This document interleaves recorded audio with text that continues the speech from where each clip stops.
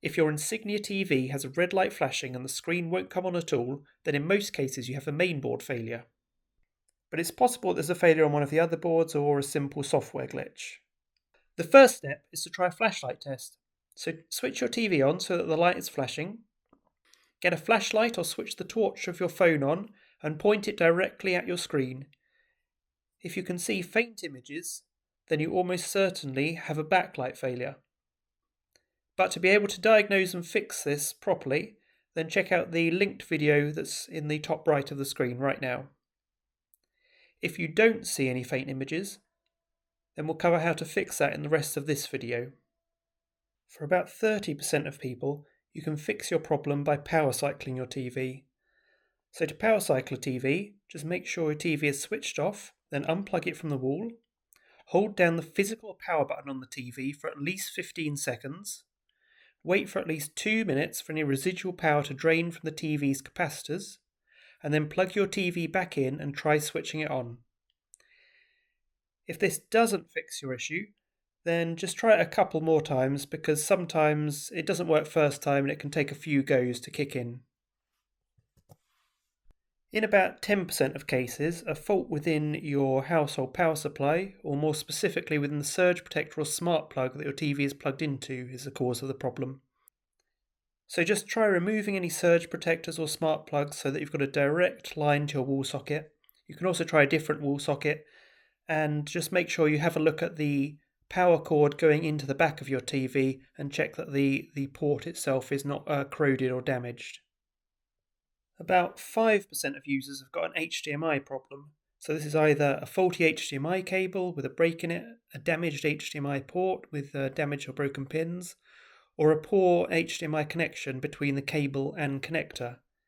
So start by removing all HDMI and other cables apart from your power cable from your TV, then switch your TV on.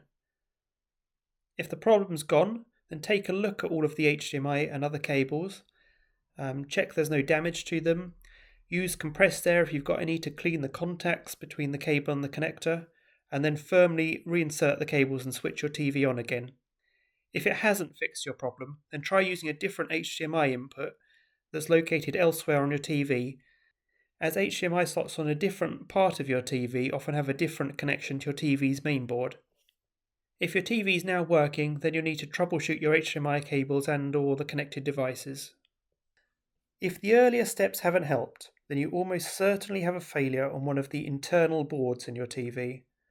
So the main boards in the TV are the timing control or T-con, the power board and the main board.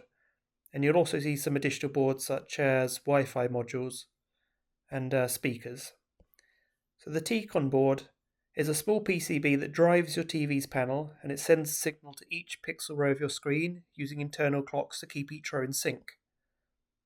The main board is where you plug in your HDMI and other input-output connectors, and it does a lot of the logic of your TV. And the power board is where you plug in your power cable, and that converts the voltages to something that the TV can use.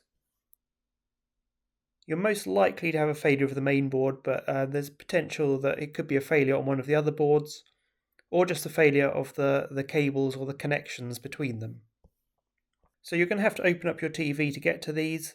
You should note that opening up your TV is potentially dangerous, so if you're not confident in your skills, then get a professional in. But this is very easy to do at home. So just make sure before opening up your TV, unplug it, hold down the power button for 15 seconds or so, and then just leave it for about half an hour just to make sure that all the power has drained from the internal capacitors and components. Once that's done, unscrew the screws around the bezel on the back of your TV and open up the case. You'll see the internal boards as in this picture, and the first step is just to simply check that all of the internal cables are tightly seated. So just unplug each of the cables in turn, give them a good clean, give the connectors a good clean, and then firmly reinsert them. The ribbon-like LVDS cables connecting your T-con to the panel have got a catch that needs to be flipped down to unlock them. None of the cables need any force to come out. If you're struggling to get one of the cables out, then look for a catch. Don't try and force them. Once you've cleaned all the cables and all of the connectors, plug them back in, and then plug your TV back in, switch it back on again, and see if it works. If you've got no change, then you need to try and localize the problem to one of the internal boards. So it's easiest to start with the power board and disconnecting the cable linking the main board to the power board.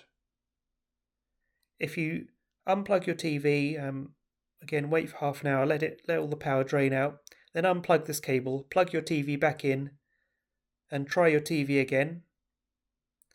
If your TV now works fine, then you know that the issue must be with the main board or with the T-con, and it's almost certainly with the main board.